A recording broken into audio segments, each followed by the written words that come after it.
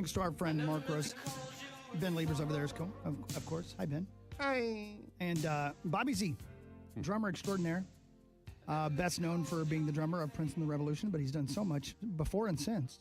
But he continues to be in studio with us, celebrating next week's release of a seminal moment in rock and roll history, Prince and the Revolution in Syracuse. Available, I believe you said June 4th or maybe June 3rd, something like that. I need to turn your mic on. My fault. Yeah. And by the way, you talked about a podcast. There's an official Prince podcast that started May 26th of this year. Looks like there's a bunch of episodes already out, 4 episodes already out. You can download that anywhere, including the iHeartRadio app. Ben, you had a question. If I remember it. Yeah, I think the question was something like, I know, and Chris, you could probably, I know for sure you could answer this question too. You guys have both been through this, but I'm sure as you guys are putting together songs and you guys are getting creative and doing all these things, only a certain number of songs can make each album. Mm-hmm. How often were you, I don't know, maybe disappointed that certain songs didn't make said album?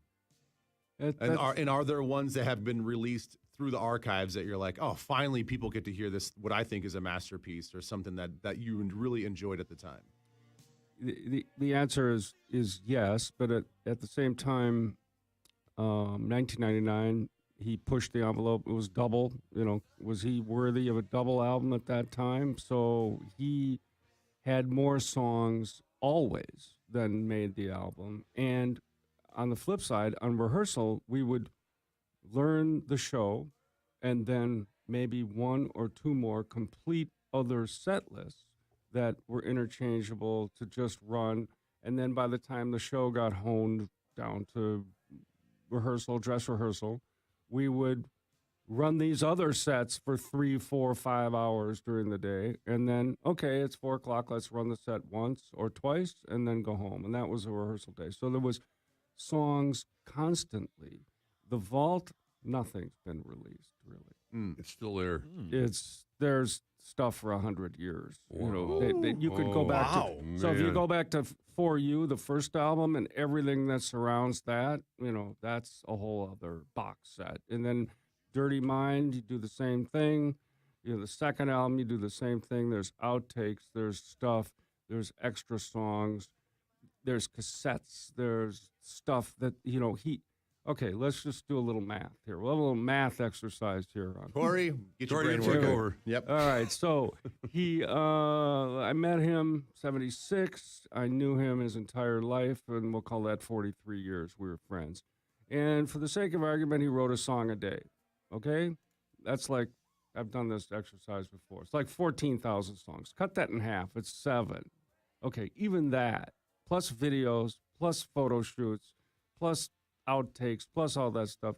There has probably been nobody more prolific. If you watch Paul McCartney and that Get Back thing, it's kind of like that, where the songs are just kind of coming out, and Ringo's just watching him play. That was kind of me. I mean, you're just baffled that this guy can conduit songs out of the sky. They're just coming at him. Lyrics sometimes first, music sometimes first, a bass part sometimes first, drum parts first a lot. There's just no rhyme or reason to the skill. It just came from all aspects. And so a lot of great songs are still in the vault. There's many songs I can think of that I wish would be heard.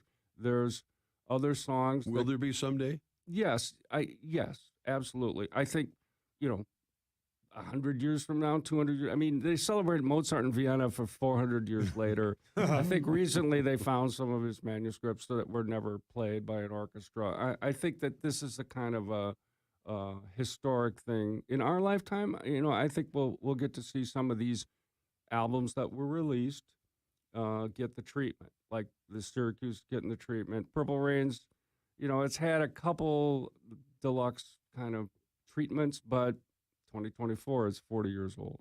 So that's going to come with some maybe movie outtakes or whatever,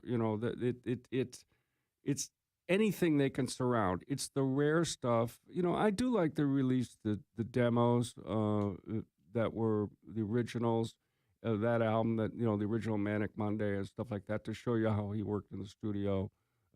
him writing the song and then singing it and then handing it off to the Bangles.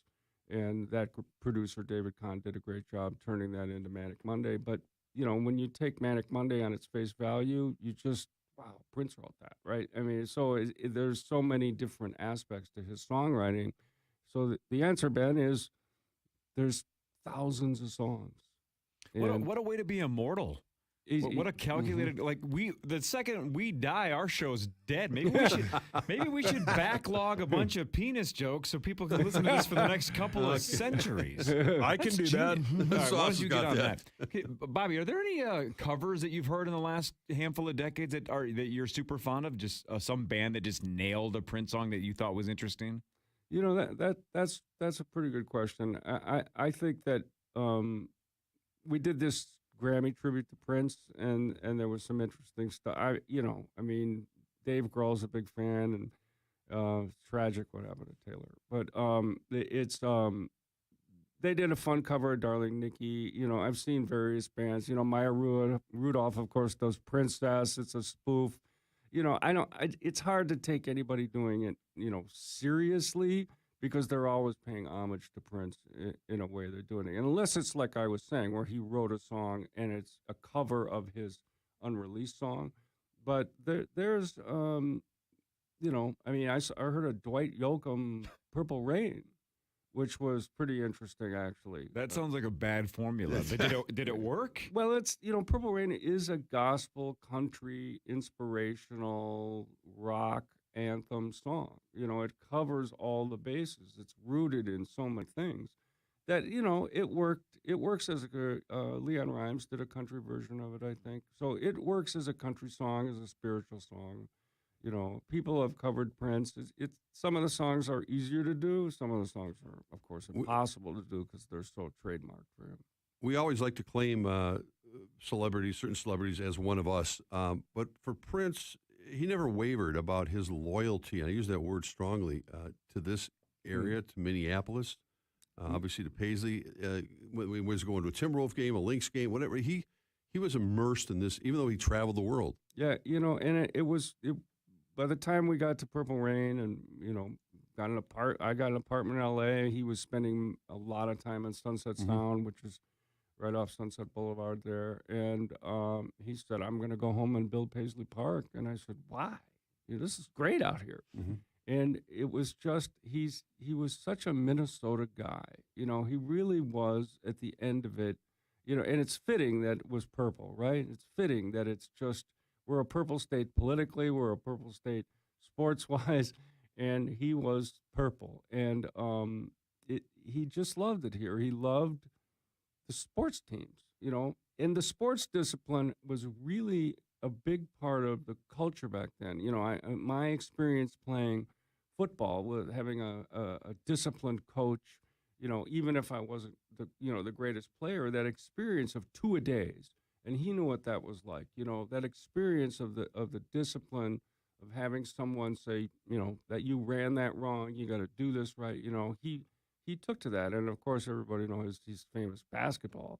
That he could shoot in his 3-inch heel boots.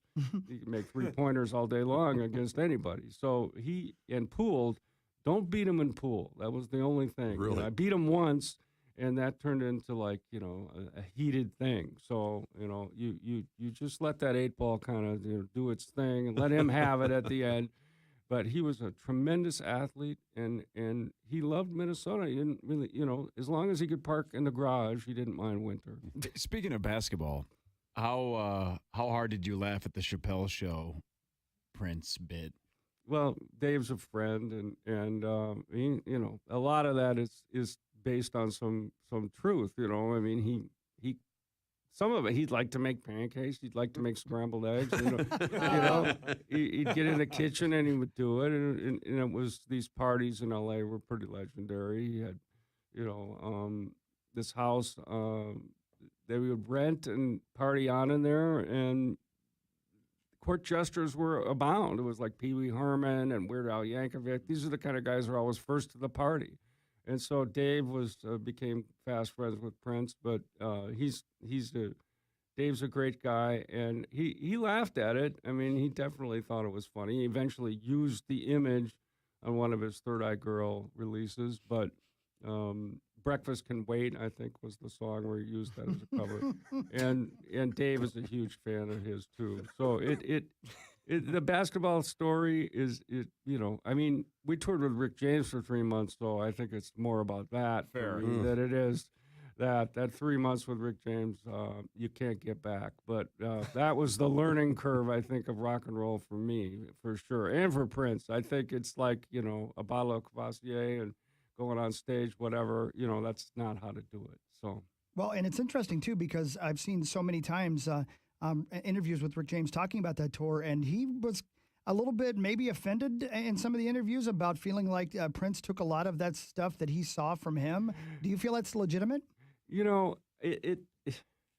When somebody comes in that's hot, I mean, I remember seeing Hall & Oates at the first time as the opening act at O'Shaughnessy with Sean Phillips, right? And so people came to see Hall & Oates, and so I felt bad after Hall & Oates, a lot of people just kind of left. And, rock and roll eats its young. And, I mean, the young eat the old. And it was different that that he could conjure up similar things. But, Rick was already a veteran, and we respected his music, and the Stone City Band were. But Prince, as we know, not only Rick, it was just about everybody after. He was the Muhammad Ali of rock and roll. He went after Michael and Sting and Bruce, and he was going after everybody. So that was just the beginning of his competitive kind of thing. And Rick thought, maybe he should have shown a little bit more respect. But did you guys get thrown off that tour? Forgive me if I'm wrong about that. We didn't get thrown off. We finished it, but there was a lot of bad blood with, girlfriends back and forth, and keyboards back and forth, and Rick, took it to heart, whereas Prince just wrote another song and just kept going. What? I don't care about that. I'm doing this. Did you guys have opening bands that blew you away? Well, we were very fortunate that we went out early. The first tours, I mean, I look back now, we played like the Bottom Line in New York and some really, really small venues, Old Man Rivers in New Orleans and Bogarts in Cincinnati. And very fortunate that Warner Brothers put us out on a club tour. Then they hooked us up with Rick, and we opened for Rick. Then he created the time, so he could put the time in front.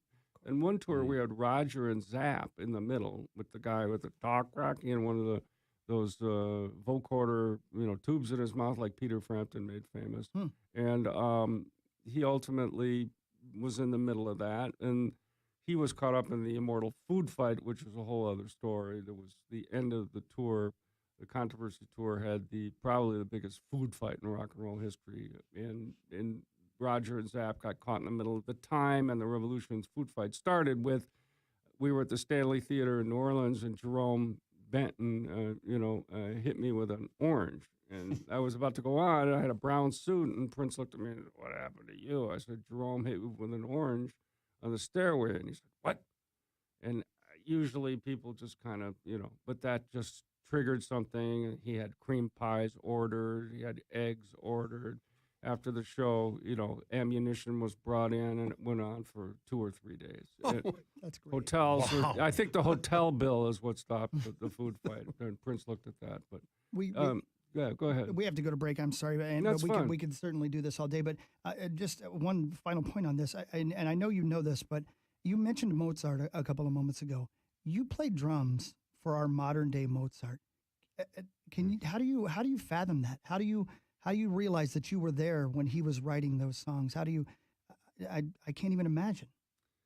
I think about that, and I think that's a fantastic question, because I assume that when Mozart died, he had a group of musicians that were playing with him, and I also assume that those people were like, "Please play the maestro's music, while as long as you can for your life." We don't remember their names, and they might not remember mine or Wendy's or Lisa's. Hopefully they will, the Revolution. But at the end of the day, it's something that that these parts, these musical parts that you contribute, like when Purple Rain, when I see the album Purple Rain next to Abbey Road in a record store, it's still a pinch me moment. That's not possible for me, that it's up there next to the Beatles. But Prince, with blinders on and fearless and courage and guts and brawn, much like winning a championship or anything, just was able to do it, was able to achieve at a higher level. Well said, man. Seeing people always say you don't learn anything on the Power Trip Morning Show, but today I learned something, that is, do not throw an orange at Bobby's. Bobby, what a pleasure. That was Get those incredible. pies in here now. Yeah. Thanks for coming Bobby, in. thanks you so so much. Oh, Love thank you, my friend. everybody. Yeah. Thank you. Prince and the Revolution Live arrives June 3rd in a variety of formats.